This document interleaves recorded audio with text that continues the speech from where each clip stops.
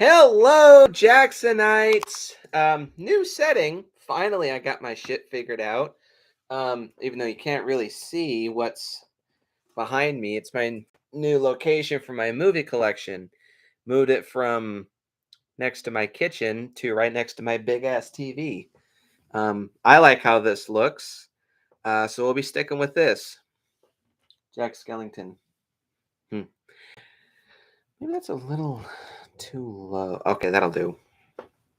Um, so welcome back to Super Kaiju Binge. It's been a while since we've had an episode in this series. How long has it been exactly?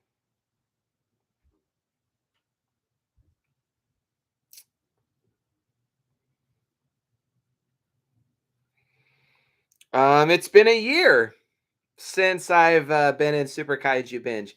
I was going to resume Super Kaiju Binge late last year, but I spilled my soda all over my laptop.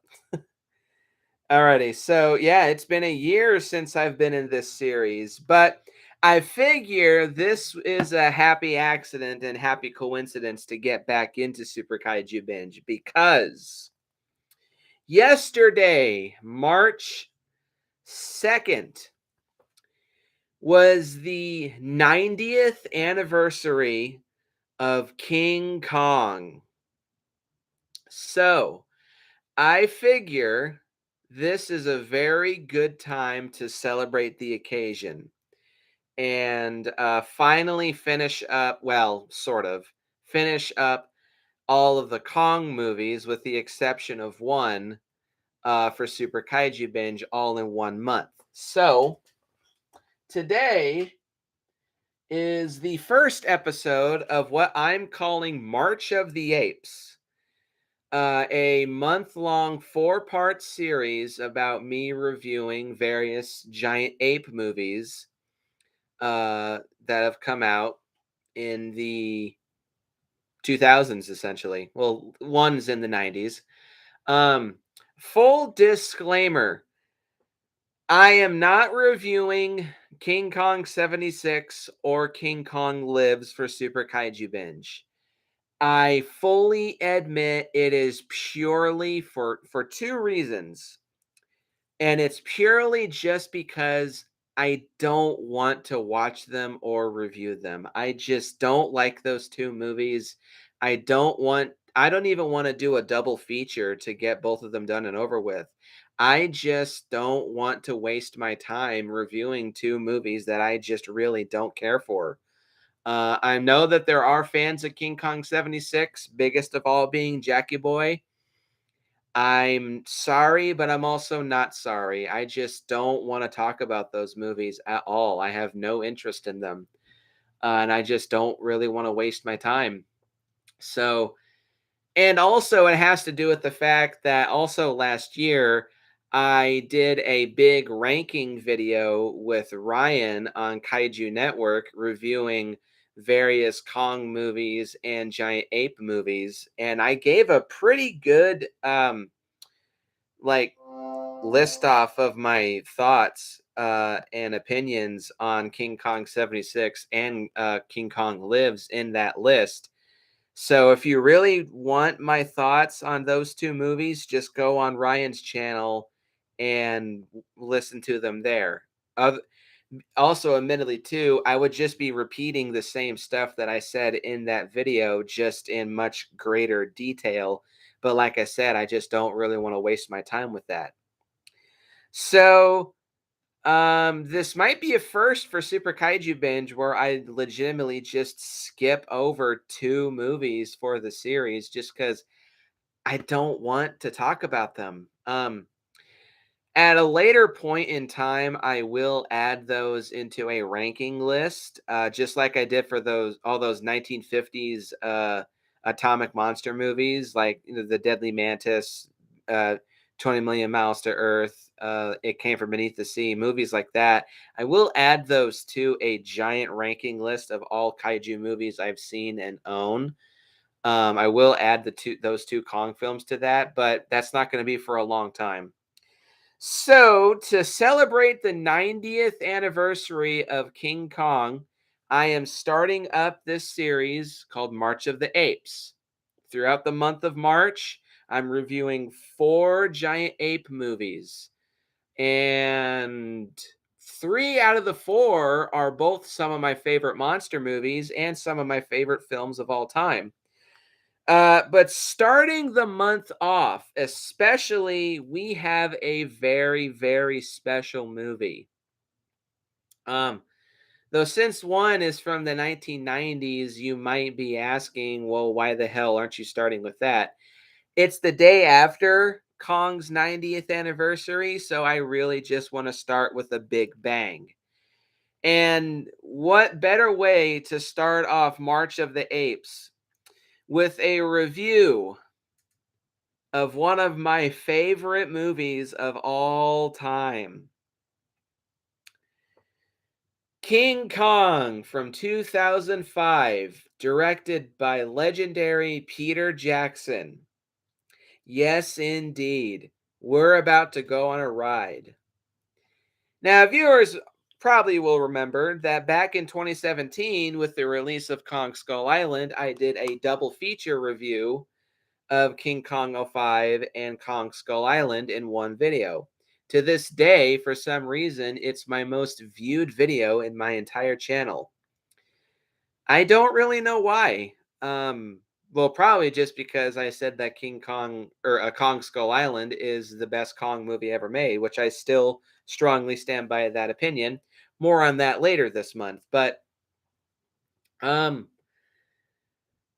since then, I don't regret doing that video, but I do wish that I could have done a full-on deep dive detailed review of King Kong '05, since this is such a very special movie to myself, and I'm going to be rectifying that with today's episode.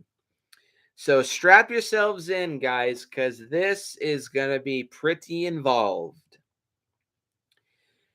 King Kong '05 is a very special movie to myself. Technically speaking, it was the very first monster movie that I ever saw in theaters. Um, and to this day, it has reigned supreme as just one, like it easily in my top 10 list of favorite monster movies of all time. And for, of course, for a long time, it reigned as my favorite King Kong film. It's since been toppled, of course, but still, this is a very special film for myself. And I think I said this back in my top 100 favorite films videos that I do think King Kong '05 is Peter Jackson's best movie. Now, to talk a little bit about Peter Jackson, I wouldn't say that he's one of my favorite filmmakers. Like, there's others out there, of course, that I love.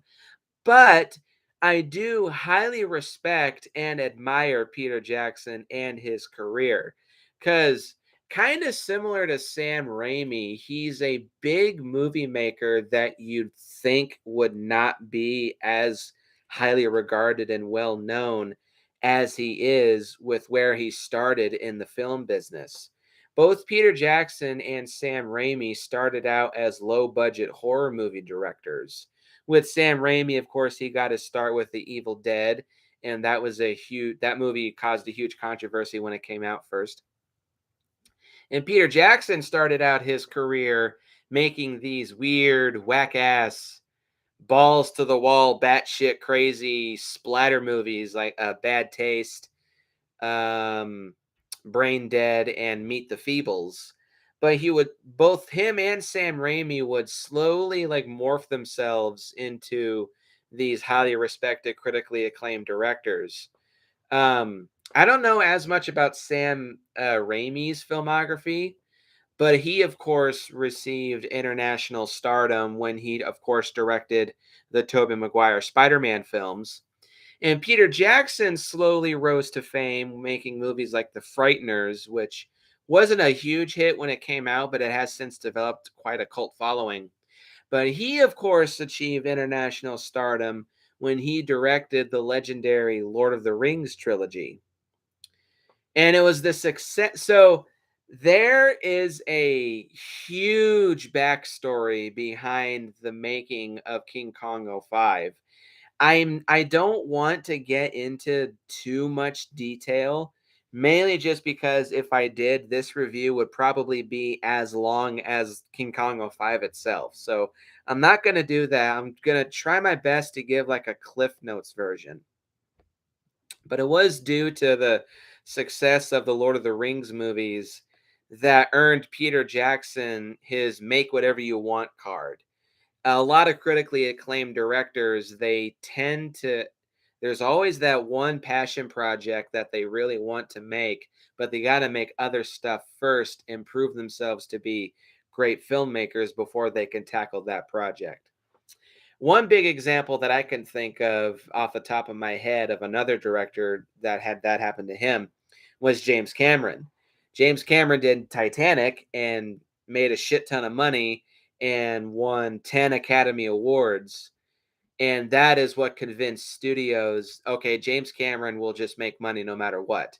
So after Titanic, James Cameron was able to make whatever the hell he wanted. He got his Make Whatever You Want card from Hollywood, and that's how he was able to make Avatar.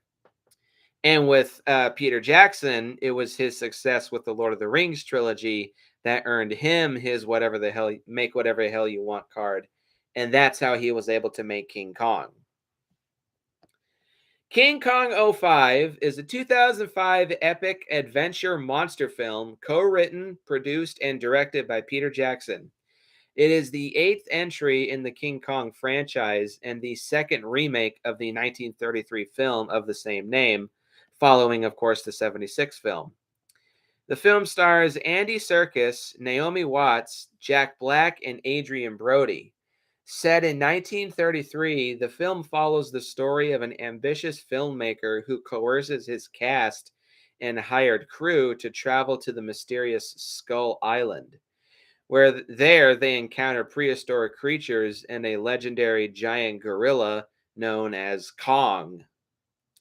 Development of King Kong '05 began in early 1995 when Universal Pictures approached Jackson to direct the remake of the original 1933 film. The project stalled in early 1997 as several ape and giant monster related films were under production at the time, and Jackson was planning to direct the Lord of the Rings trilogy.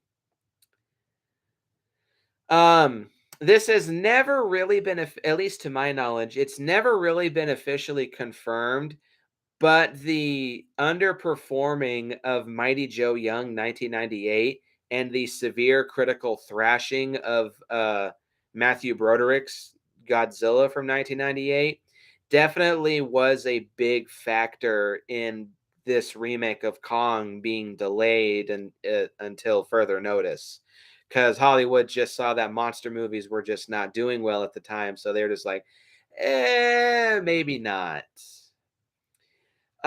This did lead to the cancellation of the 1996, not yeah, cancellation of the 1996 original script that Peter Jackson had, which I do know quite a bit about, mostly thanks to Jackie Boy.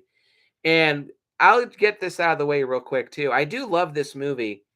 However, I can't deny that I would have liked to see that original script be made into a movie because that did a lot of different stuff for King Kong and a lot more ambitious stuff for King Kong. Not to say that this movie isn't ambitious either, but it just would have made, I think, for a really good movie. Maybe at some point in, I don't know, another 20 years, Universal can maybe take another stab at this script, but I'm not going to hold my breath.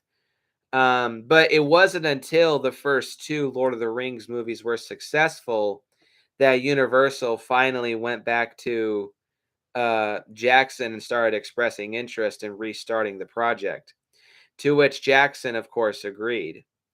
Filming for King Kong took place in New Zealand, of course, just reusing more Lord of the Rings stuff because Lord of the Rings movies were all shot in New Zealand. From September 2004 to March of 2005. Fitting. King Kong '05 is currently one of the most expensive movies ever produced as its budget climbed from an initial 150 million to a then record-breaking 270 or 7, sorry, 207 million dollars. Um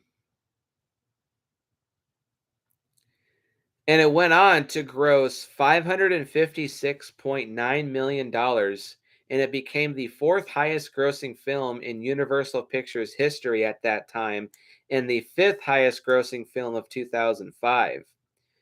It won 3 Academy Awards for Best Sound Editing, Best Sound Mixing, and Best Visual Effects, rightfully deserved.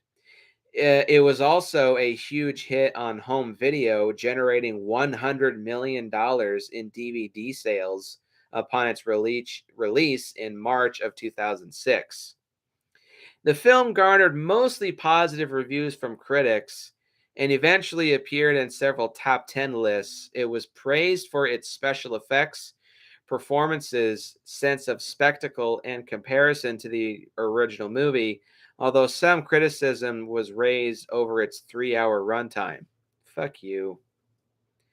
A sequel titled Skull Island entered development in 2013, with Jackson producing and Adam Wingard set to direct, but this was abandoned after Warner Brothers Pictures acquired the rights and ultimately rebooted the franchise with the 2017 film Kong Skull Island as part of the Monsterverse.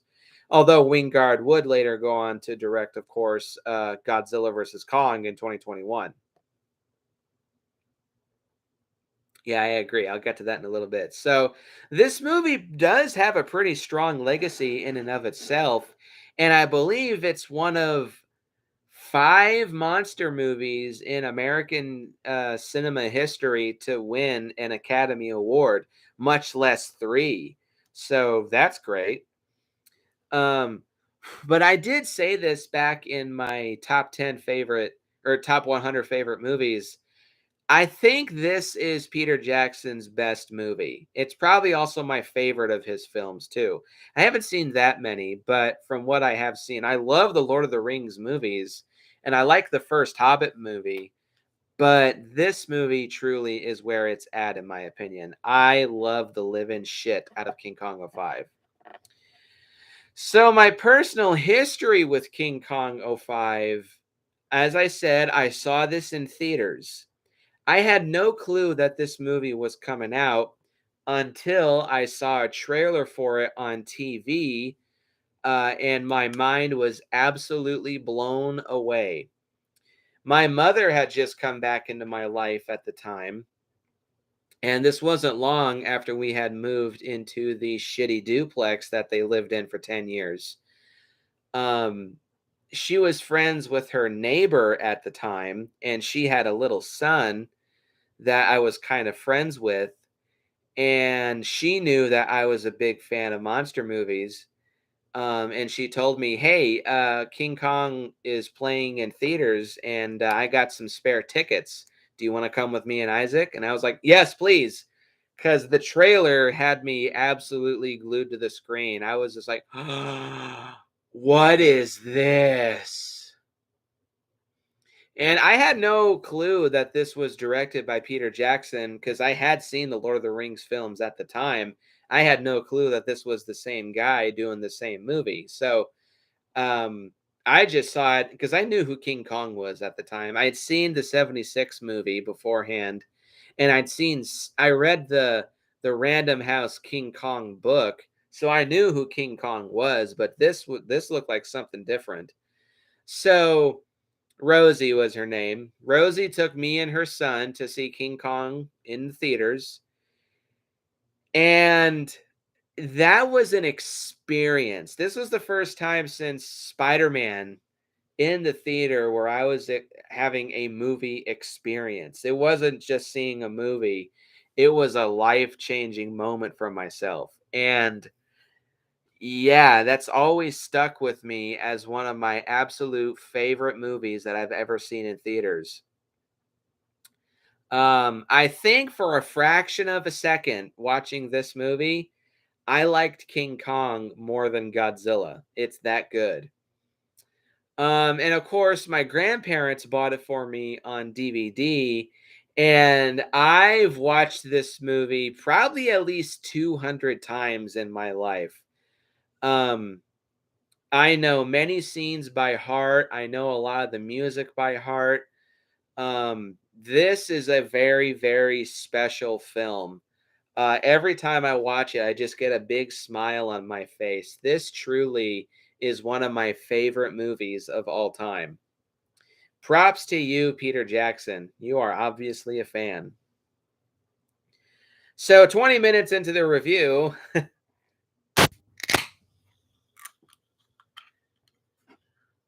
um, a word from our sponsor.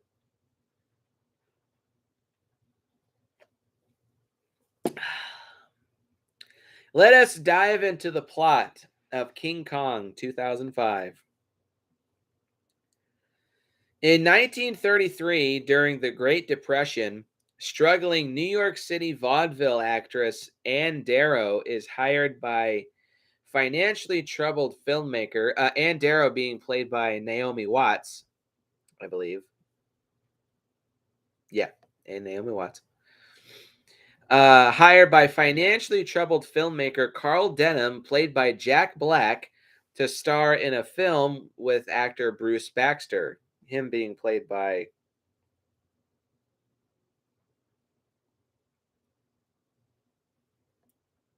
Kyle Chandler. He's been in both a Godzilla movie and two Kong movies. Well, technically two Godzilla movies too.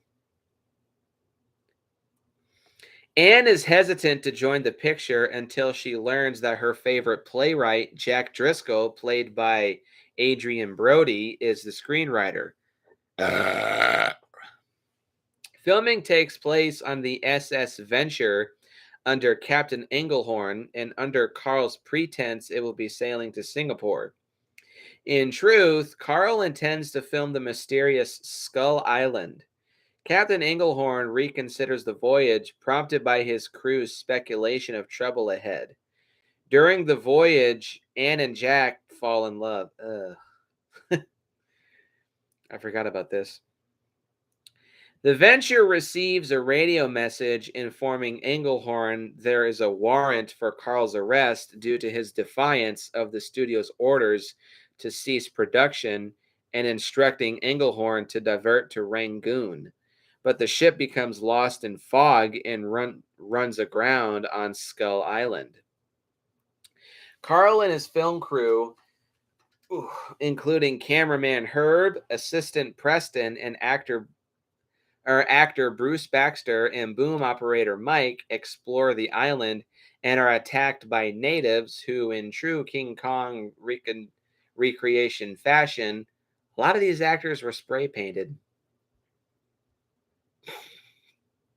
You wouldn't get away with that nowadays. Um, they explore the island and are attacked by natives who kill Mike and a crewman. Engelhorn rescues the film crew, but as they prepare to leave, a native sneaks onto the ship and abducts Anne. The natives offer Anne as a sacrifice to Kong, a 25-foot tall giant gorilla, essentially. He really pretty much just is a giant silverback. Jack notices Anne's disappearance and the crew returns to the island, but Kong flees with Anne into the jungle. Carl catches a glimpse of Kong and becomes determined to film him. Anne wins Kong over with her juggling and dancing skills and begins to grasp his intelligence and capacity for emotion. Engelhorn organizes a search party led by his first mate, Mr. Hayes, and Jack, and accompanied by Carl, Herb, Baxter, and Preston. The party gets caught between a herd of Apatosaurus-like Brontosaurus baxteri and a pack of Utahraptor-like Ventosaurus hunting them, with Herb and several other men killed in the resulting giant stampede. Baxter and others then return to the ship, calling it quits. The remaining party members continue through the jungle when Kong attacks, making them fall into a ravine, resulting in Mr. Hayes' death and Carl losing his camera when it breaks apart upon impact. Kong rescues Anne from three T Rex like Vistatosaurus Rex, bringing her to his den in the mountains. The remaining search party are attacked by giant insects in the ravine, resulting in the death of three more crew members. But Preston, Carl, Jack, and Hayes' apprentice Jimmy are then rescued by Baxter and Captain Englehorn. Jack searches for Anne alone while Carl decides to capture Kong using Captain Englehorn's animal capture supplies, chloroform. Jack finds Kong's lair and accidentally awakens him, but escapes with Anne when Kong fights a troop of giant bats. They arrive at the wall with Kong pursuing them, and as Anne begs the crew not to harm him, Kong kills several sailors but is subdued when Carl knocks him out with chloroform. In New York City that winter, Carl presents Kong the Eighth Wonder of the World on Broadway, starring Baxter and an imprisoned Kong. Anne, who refused to take part in the performance, is played by an anonymous chorus girl. Agitated by the chorus girl not being Anne and flashes from cameras, Kong breaks free from the chains and wrecks the theater.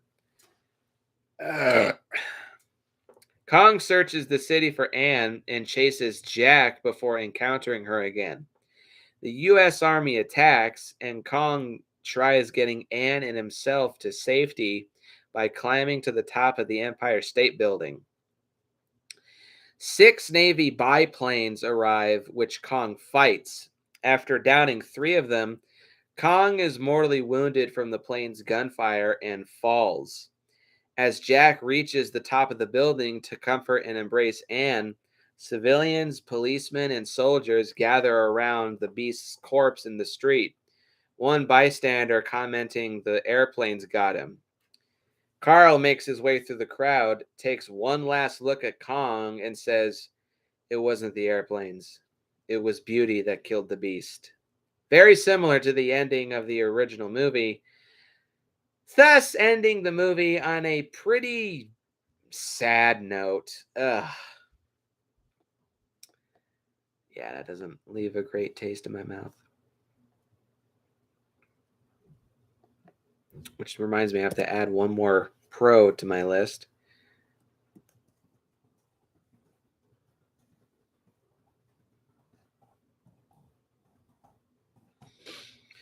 Alrighty, so what do I think of this movie's plot? Well, upon first glance, it is very similar to the original 1933 movie. And actually, if you could cut this movie down to an hour and hour and 40 minutes, and it would be the exact same movie. Shit you not. It hits all of the same beats. It has all of the same stuff that happens in the original movie, but thanks to its 3 hour and 20-minute runtime, I did watch the extended cut for this review, by the way. Thanks to its giant of a runtime, 200 freaking minutes,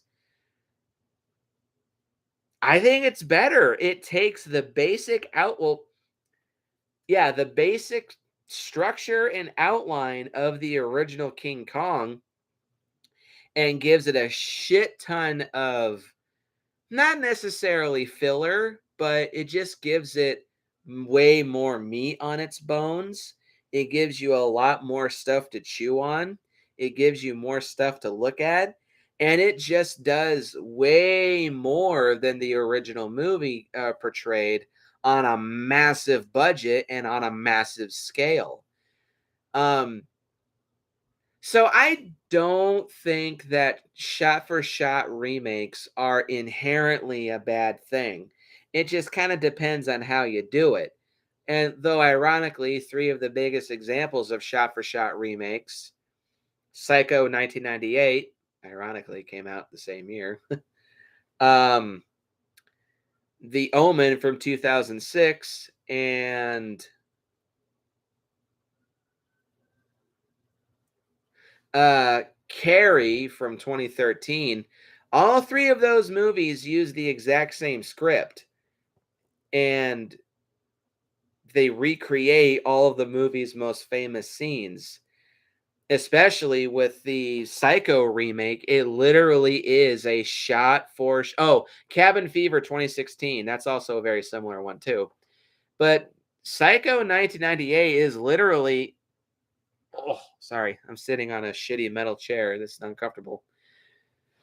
Um, it literally is the same movie, just in color and with different actors.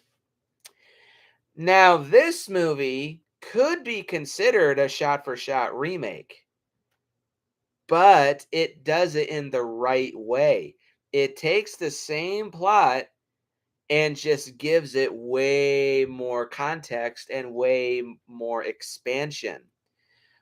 This is a similar movie, but I think it's different enough to be its own thing still. And it's just better, in my opinion, in every way, shape, and form, in my opinion. Yeah, I'm not even gonna remotely be sugarcoating my opinion with this one.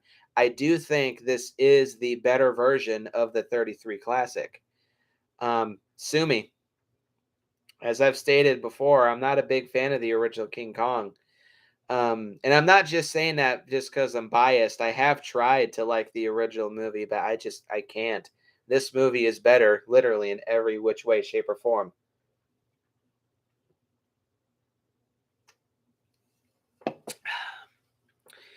So, with all that being said, let us dive into the pros for King Kong '05.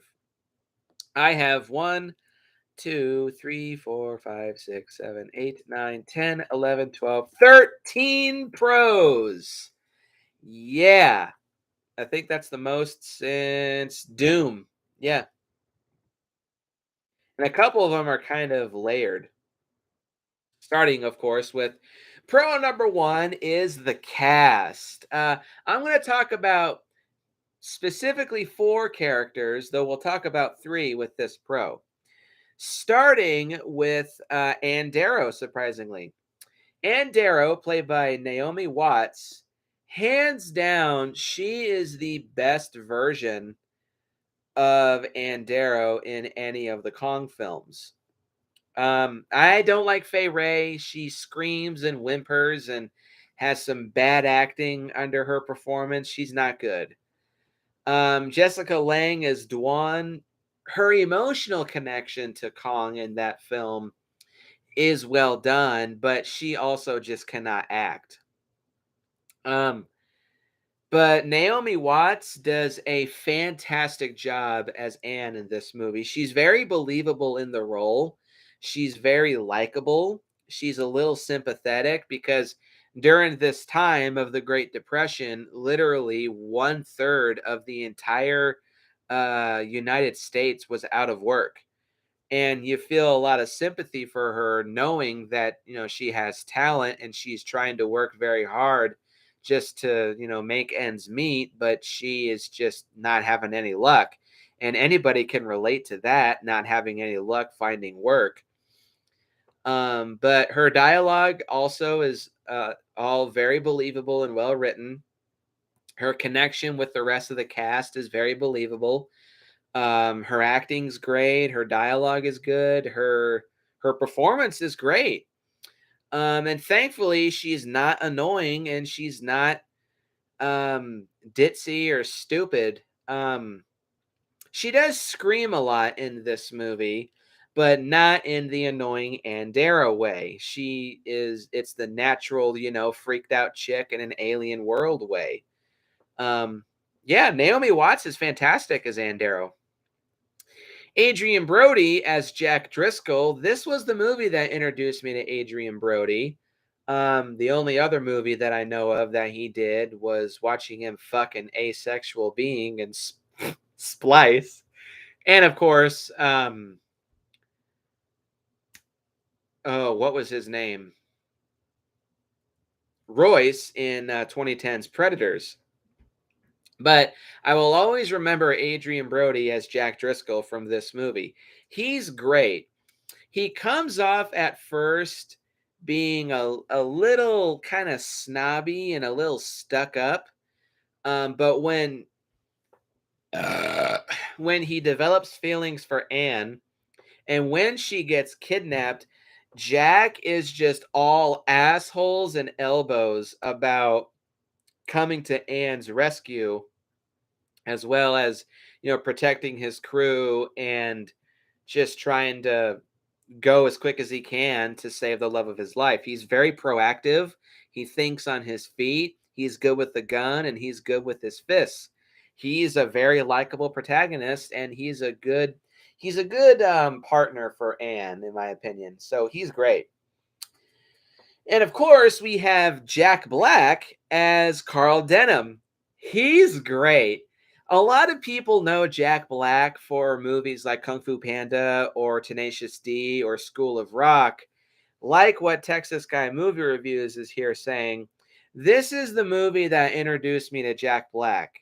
From here on out, whenever I saw Jack in anything else, I just always remember thinking to myself, hey, it's Carl Denham, or it's the guy from King Kong. This is the movie that I will always remember him for, and he is phenomenal. There's a little section here that I think is kind of funny. Um, let's see. For inspiration, Jack Black studied P.T. Barnum. I don't know who that is.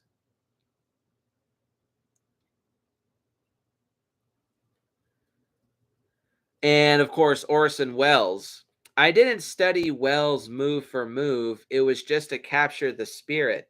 He was a very reckless guy, and I got tapes of him drunk off his ass. And yeah, at times he definitely does act like that. You get the sense that Jack Black or Carl Denham, he's obviously a very, very ambitious filmmaker. He knows what makes a good movie, and he's very determined to get his film. But he also is a bit cantankerous and irresponsible with his money. And toward the end of the movie, he is a bit like he disregards safety for the sake of getting his movie. And he's just like, I want what I want when I want it type of person. So I wouldn't quite say, oh, that felt good. I wouldn't quite say that he's unlikable per se, but there are moments where he almost becomes unlikable. In the extended cut, though, there was one moment that it kind of clashes. They're attacked by a giant fish monster in a swamp, and seeing the monster swimming towards them, Carl picks up a Tommy gun and he starts shooting, trying to ward the beast off. He does, shoot the raft in half, causing it to break apart. But he is still quick with that Tommy gun, trying to shoot this monster and get it the fuck away. So that kind of did win my favor for Carl being likable. But that's then followed up by, while he's making sure his camera is still working, the fish monster shows up and eats one more sailor. And then Lumpy looks at him and says, did you get that? Did you? He's like, yep. um, I still think that Carl is likable. He's pretty questionable at times. Carl in the original was too. He's just very determined and very ambitious. But I still say he's pretty likable.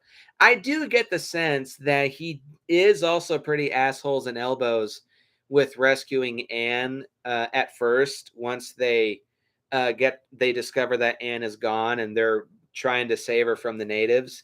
I still get the sense that he cares about Anne too and he wants to get her back. So I love Carl in this movie. Sure, he's a bit questionable at times, but I give him a pass.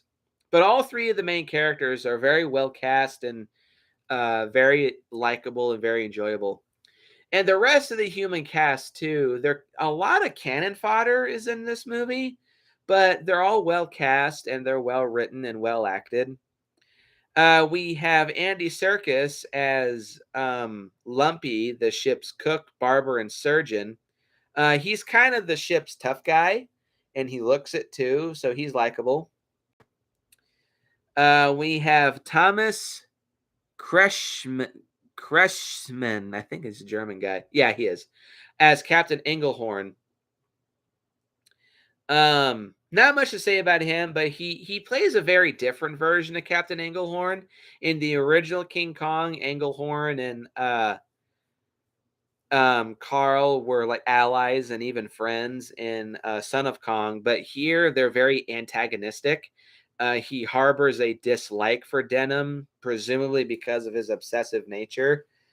And the actor they have, he's really good at playing dickheads, so he's good. We have Colin Hanks as Preston, Denham's neurotic but honest assistant. He's likable. He's very geeky and kind of nerdy, but he still plays his character well. Kyle Chandler as Bruce Baxter, who's an actor who specializes in adventure films. He comes off as being pretty full of himself, just like a typical pretty boy, stick up the ass, snobby actor. And at first, he comes off as a bit unlikable when he abandons the search.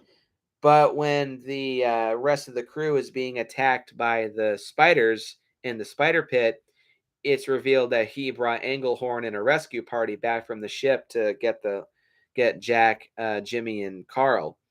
So he again kind of wins the audience's favor in that. So that's cool. Yeah, the cast is all well acted, well written. They're all enjoyable, and yeah, good one. Pro number 2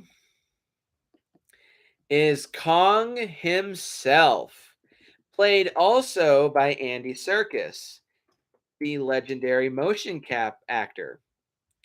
Andy Serkis had previously played Smeagol slash Gollum in the 3 Lord of the Rings movies, specifically in Two Towers and especially Return of the King. But they used the same technology and the same effects company, Weta Digital, for Kong in this movie, using the same effect, motion capture. And as stated before, this movie won an Academy Award for Best Special Effects, and it's damn well deserved. Kong himself in this movie, not my favorite design. I like this is something I will agree with Ryan. Not my favorite design for Kong. He's just a 25-foot tall gorilla. But in the context of this movie, Kong is fucking awesome. Um, there's another pro that I have in a little bit. Oh, excuse me. This chair sucks. Oh, sorry.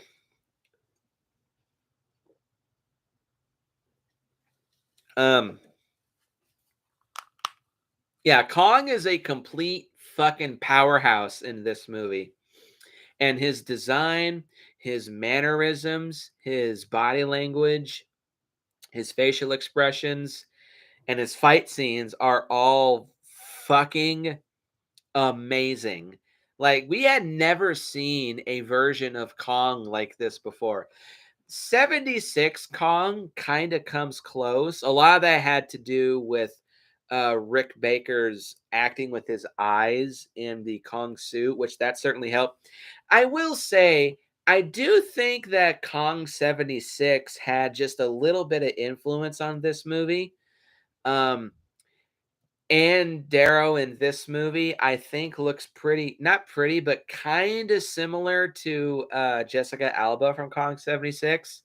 And this movie accentuates a emotional connection between Anne and Kong, just like in Kong 76, where Dwan and Kong develop a connection. And by the end of the movie, when Kong dies, both are in tears.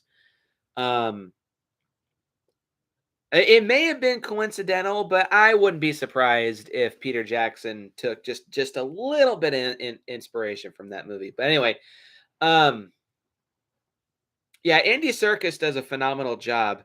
Yeah, the same motion capture that he used with Smeagol, it was used in this, and it's better than the Lord of the Rings movies. Sue me.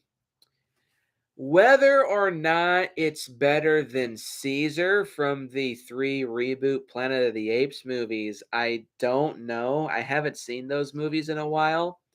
But for now, I will probably say that Kong is probably his best work. It's also probably his most ambitious work too, literally getting the opportunity to play one of cinema's most iconic giant monsters. So, and I'm sure that if like Peter Jackson too, Andy Serkis is a big King Kong fan. So this probably was a big like dream job opportunity for him. Um Not quite talking about the special effects. I just want to talk about Kong himself, but his character is really good. He starts out as just this wild, nasty, mean, giant gorilla. He's very aggressive. He's very monstrous. He's very scary and intimidating and threatening. But as the movie goes on, you learn that, again, similar to Kong 76, there's layers to Kong. He's not just a giant monster, he's a giant animal that has feelings.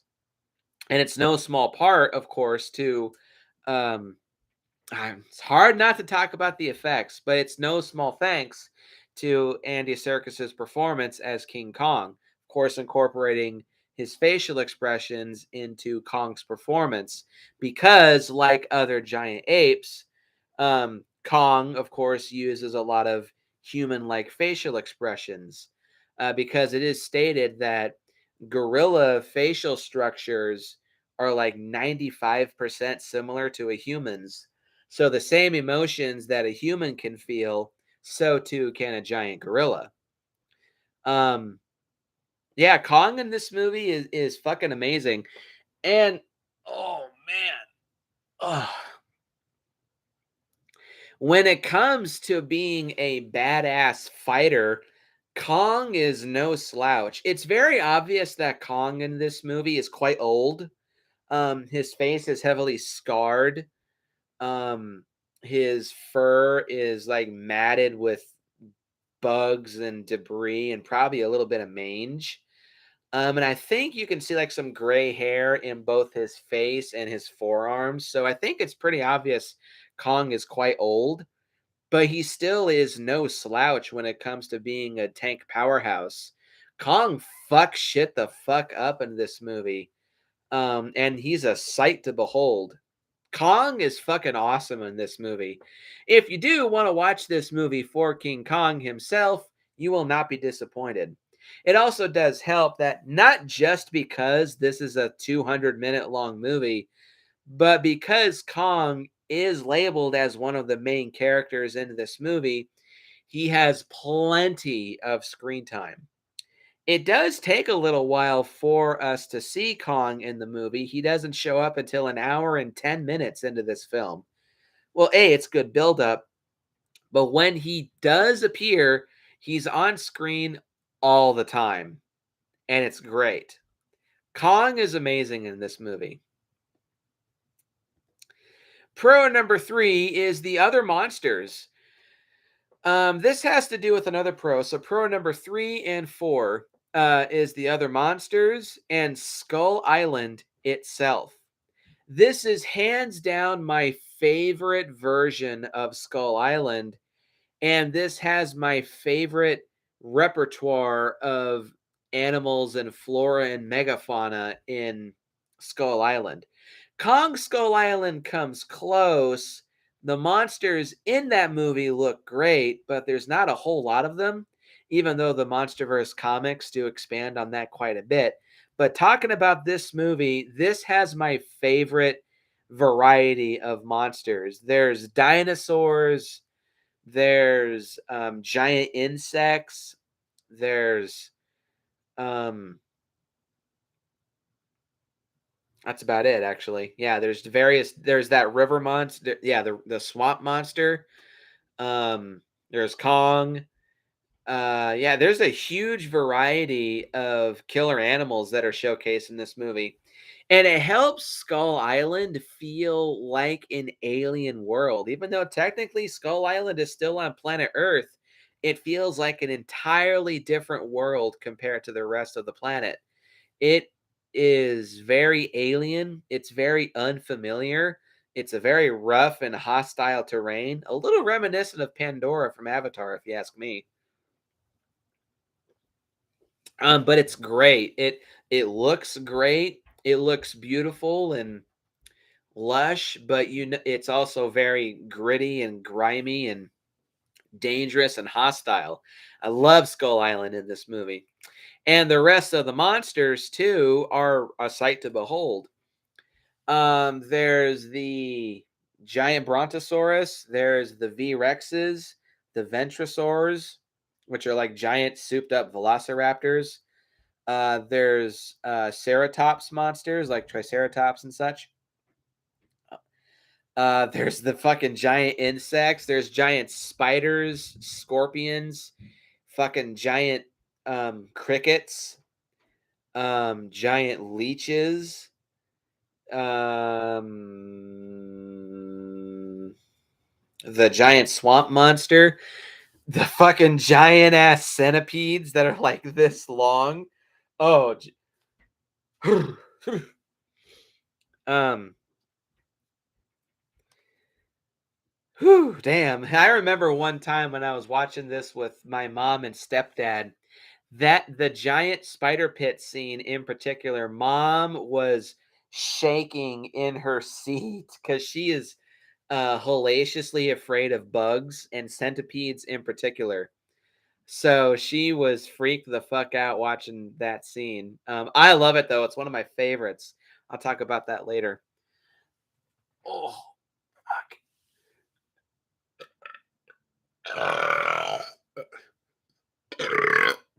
Excuse me. But yeah, all the rest of the monsters are fucking awesome. They look great. They're a sight to behold, and they feel right at home in this version of Skull Island. Pro number 5. Some of these are a bit minor. I want to get this one out of the way. Is the runtime? Lots of people's biggest complaint with this movie is well, there's two biggest complaints that I've seen. One is that it is very similar to the original movie. I'll talk about this later. But the big complaint that I see a lot of people throw at this movie is the 3-hour runtime. Fuck all of you. I don't give a shit that this movie is 200 minutes long. I just eat it up. I love every second of it. Everything that, well, 99% of what this movie does, I am just all on board for. I eat up the fact that this movie is almost 3.5 hours long. I love it. Um, because it allows the movie to expand itself and give much more meat to the story's bones. It develops the characters, it develops the action scenes, it develops the story. It just gives you a huge bang for your buck, especially if you want to buy this on DVD. I got the extended cut on Blu-ray just for $10. A 3 hour and 20-minute long movie for only $10. I'm game. But yeah, I love the fact that this movie is so long. Fuck all you haters. And it kind of does show another big pro that I have for this movie. Pro number 6 is the passion. Watching this movie, you can so obviously tell that Peter Jackson is a huge King Kong fan. Again, I don't want to get too much into the development of this movie. That's a documentary in and of itself, just like with the original King Kong. But Peter Jackson was 9 years old when he first saw the 1933 film and was in tears when in front of the TV when Kong was shot and fell off the Empire State Building. At age 12, he attempted to recreate the film using his parents' Super 8 millimeter film camera and a model of Kong made of wire and rubber from his mother's fur coat for the hair, but eventually gave up on this project. King Kong eventually became his favorite film and was the primary inspiration for his decision to become a filmmaker as a teenager. He read books about the making of Kong and collected memorabilia, as well as articles from famous monsters of filmland. And Jackson paid tribute to the 1933 film by including Skull Island as the origin of the zombie plague in his 1992 film Brain Dead. There is a huge behind the scenes process of getting this movie made. Um, I believe it is on the Blu-ray edition of the extended cut if you want to check that out, or you could just watch the movie with Peter Jackson's commentary. But just watching this movie and seeing the behind the scenes, it's very obvious that Peter Jackson is very passionate about this. It's very obvious he's a huge King Kong fan, and you can just feel the passion and the blood, sweat, and tears that he was throwing into this movie. And if you ask me, it's very infectious and addictive. You can just feel the passion seeping through the screen, and it gets you swiped up in this desire and want to pay tribute to your favorite movie, and it just makes you want to go out and shoot something and call it your own. It's very inspiring, and it's very appreciative too. As a fellow monster movie fan, it's nice seeing a critically acclaimed director also be a huge fanboy of a genre that, even though it's gotten a lot more attention in recent years, the monster movie genre is still kind of a niche genre. So also similar, it's a similar attitude with Guillermo del Toro regarding Pacific Rim. You can just tell that Guillermo del Toro is a huge kaiju movie fan. I wouldn't be surprised if he's a big fan of this film too. But yeah, it's a similar attitude, and I love it. I really appreciate it, and I really respect that Peter Jackson is such a big fan of King Kong to pay tribute to his favorite movie. It's very inspiring, and it's very appreciated. Okay. Oh, damn it. Hold up. Fuck.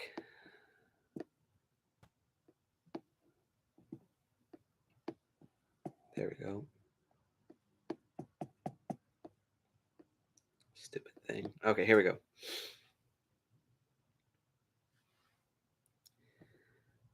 Three.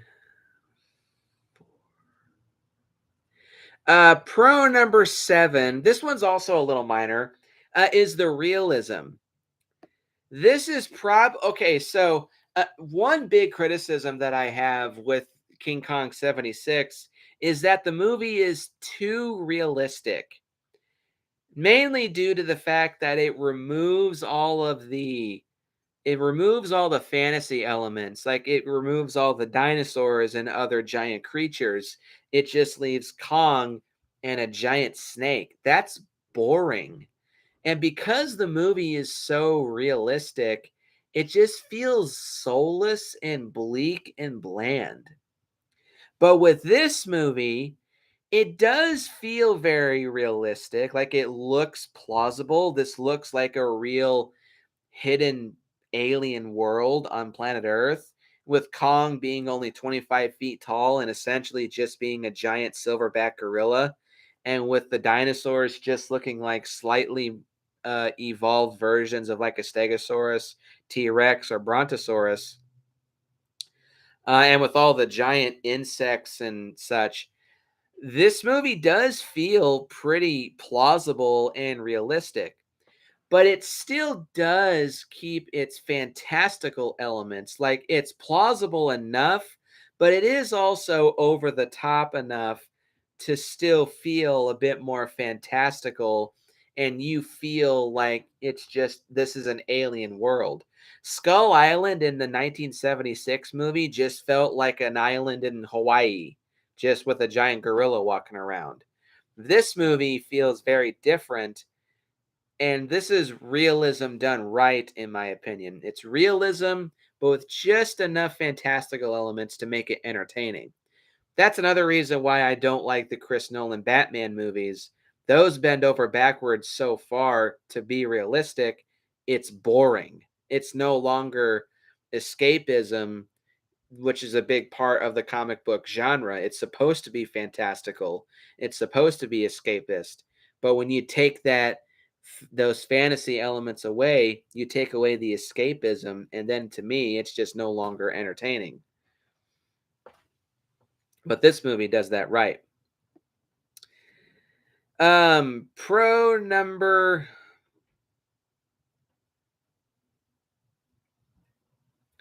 Pro number 8. This is a double whammy.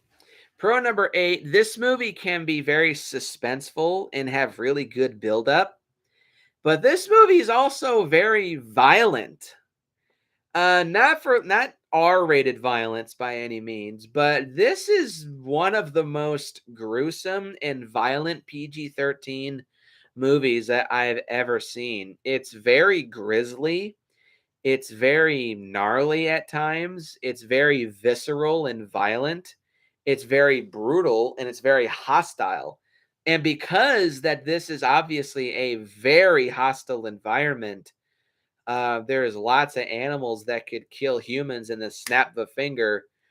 And because the dinosaurs and Kong are so aggressive, because it's fight for survival, animals have to be nasty and aggressive and brutal in order to survive in a hostile environment. So it makes sense, and it's also just a sight to behold. And yeah, this movie is pretty violent. A lot of people suffer some pretty horrible deaths in this movie. Some people are stomped and crushed. Some people are eaten. Some people are torn apart by giant spiders. A couple people are swallowed by a giant sea monster. Some people just fall to their deaths. One guy gets bitten in half by Kong himself. Yeah, this movie is very violent, and also how Kong kills the three T Rexes. He kills one. Well, he kills two by all three actually by crushing their skulls, but he kills the first one by dropping a rock on one skull. He kills another one by smashing its skull into a cliff. And then, of course, he recreates the original 1933 kill by killing the last V Rex by ripping its jaw open and crushing its skull, crushing its brain. Um, and during that final fight, Kong bites and rips off the V Rex's tongue. And also fighting the giant bats, he bites them, he crushes them, he smashes them, and he tears them in half.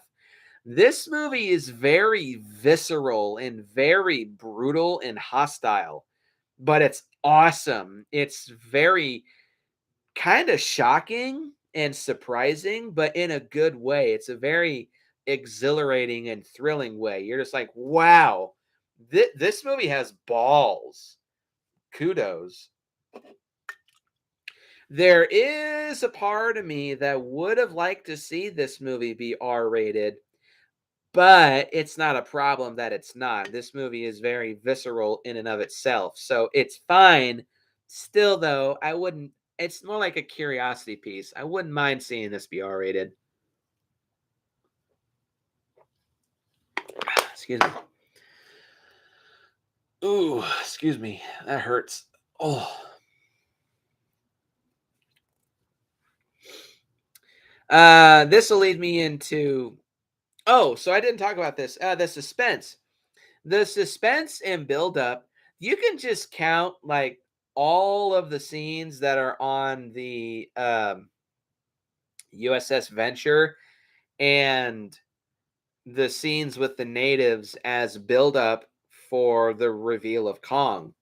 And specifically, like the summoning, as I call it, the summoning of Kong, when the natives are beating the drums, calling Kong to retrieve his sacrifice. That scene has really, really good buildup and suspense. They don't really show Kong like in full view for like the first 10-15 minutes he's on screen. You see his silhouette, and then you see glimpses of him.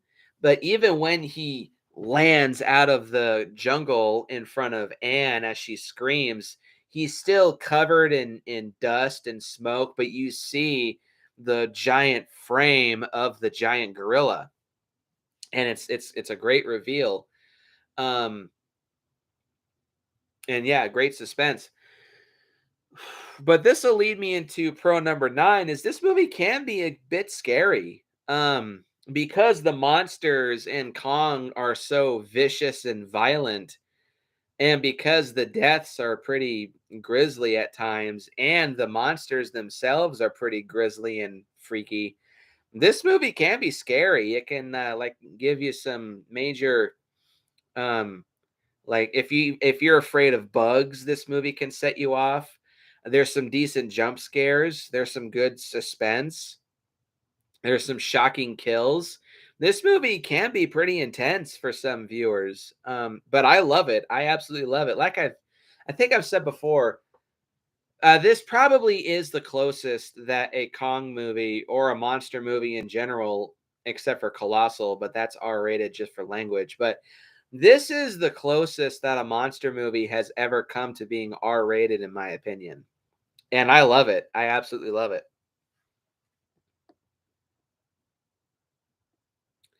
Um,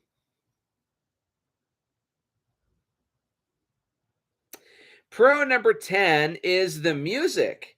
The music for this movie was done by James Newton Howard. It's amazing. I love this movie's music. It's one of my favorite film scores of all time for any movie.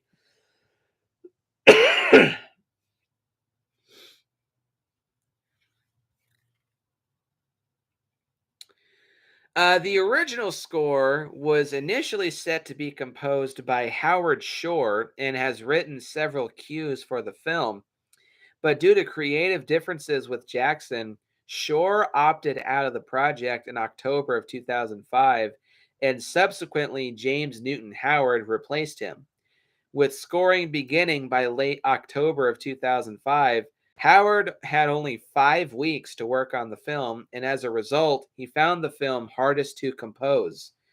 Recording sessions took place at the Sony Scoring Stage, California, and Todd AO, Los Angeles, consisting of 108-piece orchestra and 40-member choir, and a varied range of instruments were used. The film's soundtrack includes Al Johnson's recording of I'm Sitting on Top of the World, Peggy Lee's Bye Bye Blackbird, and some themes from Max Steiner's soundtrack for the original 1933 movie were also used. Uh, the score was nominated for the Golden Globe Awards for Best Original Score. Shame that it didn't write it, sorry. Shame that it didn't win it because it's phenomenal. It's a very varied score, and it does exactly what a proper film score is supposed to do. It accentuates every scene in the movie. When the movie's being romantic and whimsical, the music is romantic and whimsical. When it's supposed to be suspenseful and foreboding, the music is as such. When it's supposed to be shocking and scary, the music matches. When it's action packed and bombastic and thrilling, the music works. And for the movie's emotional moments, the music accentuates those emotional moments and hits you that much harder. Um, yeah, love it. This and also because some of Max Steiner's original music is used, that's another element that showcases the passion behind this movie. I wouldn't be surprised too if James Newton Howard is also a big fan of the original King Kong, and this probably was another dream job for him to do. Despite the rushed schedule for producing the music is still phenomenal, and it really is a shame it didn't win that Golden Globe Award because I think it was well deserved. But the music is just outstanding. One of my all-time favorite film scores. It's kind of low on that list, but still, it's great. Come on, you bastard.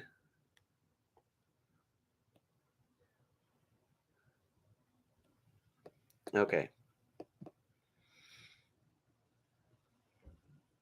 Oop, I spelled that wrong.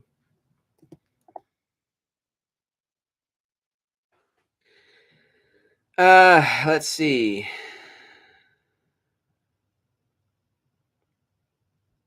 Mm. So pro number 11, I think. God damn it, I keep losing track. Fuck.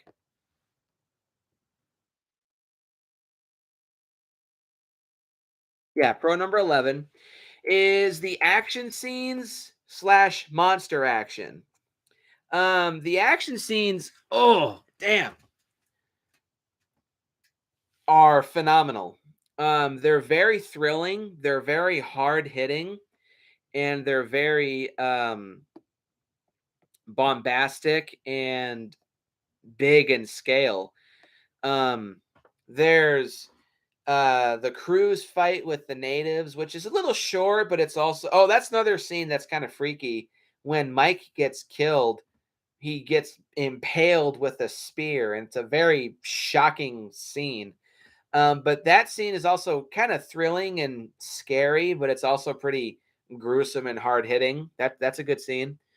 Um, when the sailors storm the natives' camp, that's a decent little action scene. But the subsequent chasing of Kong is very frenetic and fast paced. Like it gets you on the edge of your seat because you are so attached to the characters. You just want to see these guys just go, go, go, go, go. It's great in my opinion. Um, there's the log fight with Kong. Not really a fight, but it's an action scene when the people are shaking off a log. There is the quick, small action scene with the sailors versus that one Pentaceratops, which is short but still cool. There's also the swamp scene with the swamp monster. That's a pretty thrilling and freaky scene, but it's also entertaining. But the two best action scenes, without a shadow of a doubt, in this entire movie, probably of the entire, well, so, some of the best of the entire Kong franchise. King Kong versus the three V Rexes and the subsequent fight in the spider pit. Kong's fight with the three V Rexes is amazing. It's one of my favorite monster fights of all time. It's extremely vicious, very hard hitting, very fast paced, and entertaining as fuck. Even though Kong is fighting one handed for most of this fight, he is just trying his damnedest to take on all three of these dinosaurs. And he is beating the ever living shit out of all three of these V Rexes. He's smashing them in the face with his fists. He's throwing them over his shoulder, bashing them into rocks, bashing them into walls, tying them up and throwing them to the ground. Um, at one point in time, he is taking on all three, kicks one in the face, bashes one in the face, and then throws one and or grabs another and throws it into another V-Rex.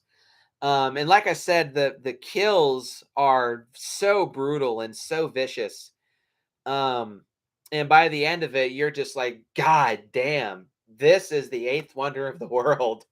This fight is absolutely spectacular. It's fairly long too. I think it's about 10 minutes, but it's a fucking great 10 minutes. I want to talk to Andy Serkis and I want to ask him how exhausting this scene was to shoot. I'm sure it was a pain in the ass. But good on you, Mr. Serkis. It's fucking amazing. And it's followed up by the spider pit scene. Of course, being Peter Jackson didn't this wasn't the first time that Peter Jackson did it. In a special feature for the 2-disc special edition of the original King Kong, there was a little section where Peter Jackson himself, I think it was Peter Jackson, they recreated the lost spider pit scene using stop motion animation.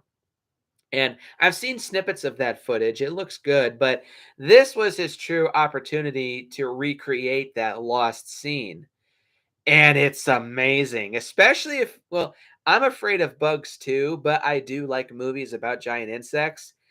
This scene is very thrilling. All Jimmy, Carl, and Jack are trying so hard to fight against these giant bugs, and they're just everywhere.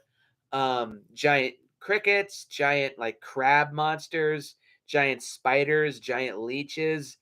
These bugs are just everywhere. If you got the fear of creepy crawlies, this movie will scare the shit out of you. But I love it. It's very thrilling and very entertaining. Um, and when Kong gets to New York, minor spoilers, it is my least favorite part of the movie when Kong gets to civilization. But watching Kong, a giant 25-foot tall gorilla, go on a rampage throughout 1930s New York, it's awesome. He's running all over the streets, smashing into cars, smashing into cable cars, hopping through unfinished skyscrapers, swatting down planes, smashing into military personnel. It's a sight to behold, and it's a lot of fun to watch. Um, and I guess his scene on the Empire State Building is entertaining to watch as well, even though it ends with my one problem with this movie. Still, though, the action scenes and monster action all throughout this movie is fucking amazing. And this is a monster movie. And if you want to come here for monster action, you will not be disappointed. There is lots of it in this movie. It's amazing. Um, and this will lead into pro number 12 is the amazing special effects. This movie definitely deserved to win that Academy Award for Best Visual Effects. There's really no practical effects. There's one scene in the extended cut where Lumpy shoots like a giant flightless bird and it's like writhing in pain on the ground. I'm pretty sure that's an animatronic bird, but that's the only scene where I see any animatronics. Everything else is green screens, motion capture, and CG effects, but they all look pitch perfect, fucking phenomenal.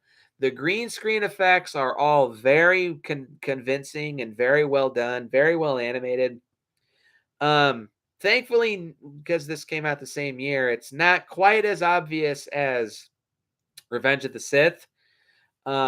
But and there are quite a few scenes where you can tell, yeah, this is on a green screen, but it's very well blended with the live action footage, in my opinion. So I give it a pass. And this movie had a $207 million budget, so it shows. Um, yeah, the CG effects for the monsters all look very good. They're all well detailed, very well articulated. You buy them as being giant creatures like the giant insects, the photodons, the brachiosaurs, and of course the V Rexes. That they look fucking phenomenal. The skin for the V Rexes is extremely intricately and well detailed. It's not like typical T Rex skin.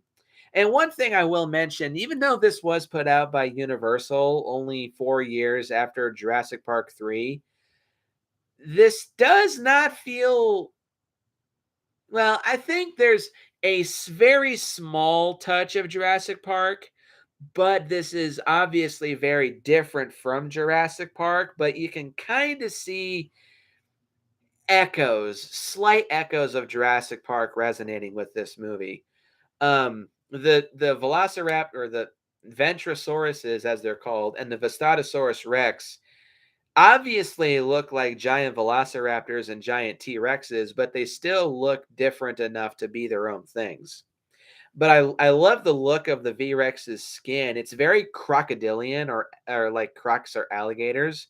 There's lots of scoots and kind of a grayish white color. They have huge jaws and huge teeth, three webbed hands on smaller arms. I love the V Rexes in this movie. They all look great. The effects are great. But of course, the highlight of the special effects is the motion capture for Kong done by Andy Serkis. It is amazing. Kong's design, like I said earlier, it's not my favorite, but for this movie, Kong's design is perfect. It's a giant silverback gorilla and it's fucking fantastic. His face is extremely well detailed and very well animated. Um, I don't really think he looks like Andy Serkis, but he looks like Caesar from Planet of the Apes. But his facial expressions are pitch perfect. You can tell, like when Kong is angry, when he's amused, when he's confused, when he's sad, when he's in pain, when he's happy. You can tell Kong's emotions and character and body language through his facial expressions alone. And it's fucking fantastic. And, of course, his body language, too, is very easy to read. Another element from apes is that their body language is very similar to humans as well. Um, Andy Serkis does a phenomenal job playing Kong, and you couldn't have asked for a better actor for Kong. It's fucking fantastic. The special effects in this movie are a true sight to behold, and as I've said already, this movie definitely earned and deserved that Academy Award for Best Visual Effects. Bullseye. And my final pro for King Kong '05 is Kong and Anne's emotional connection. Um, you buy the bond between Kong and Anne. It's extremely convincing, very well done, very well written.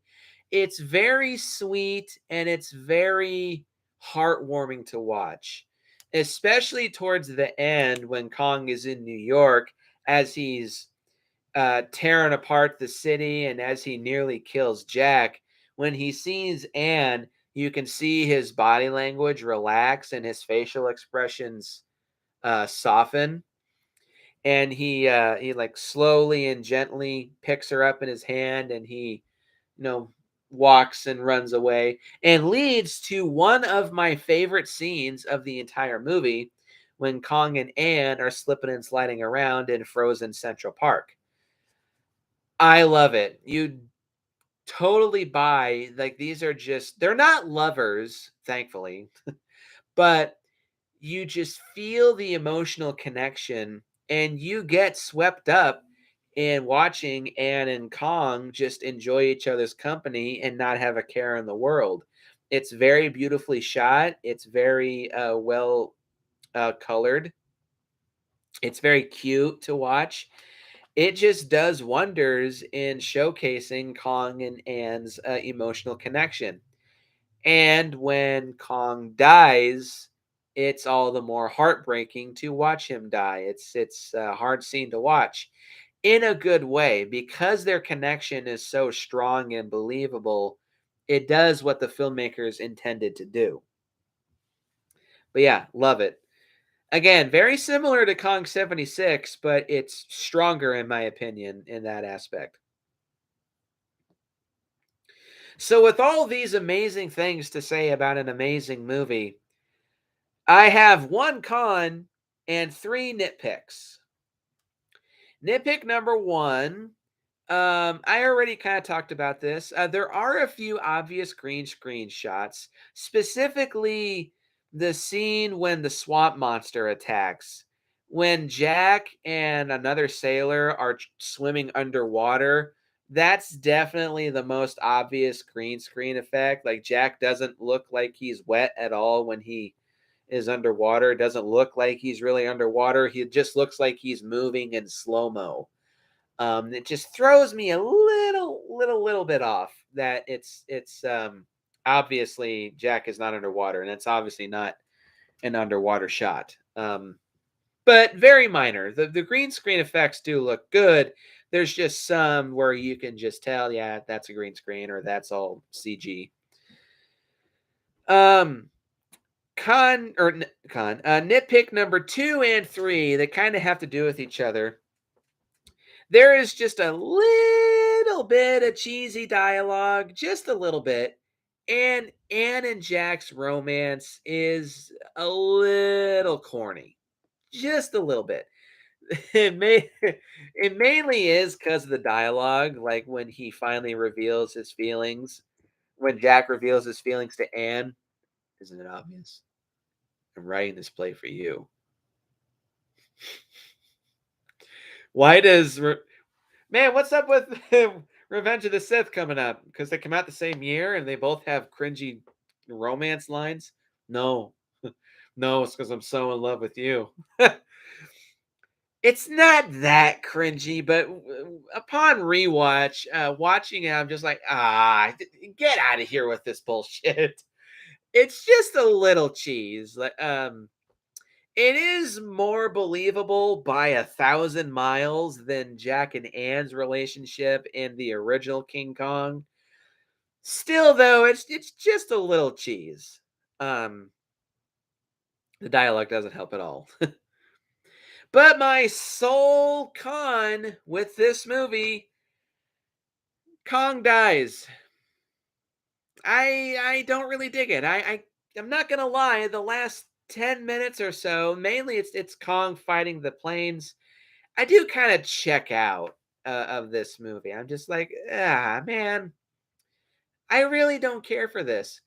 Because, like I said earlier, one big complaint that I have seen quite a few people throw at this movie is because of how similar this movie is to the original movie.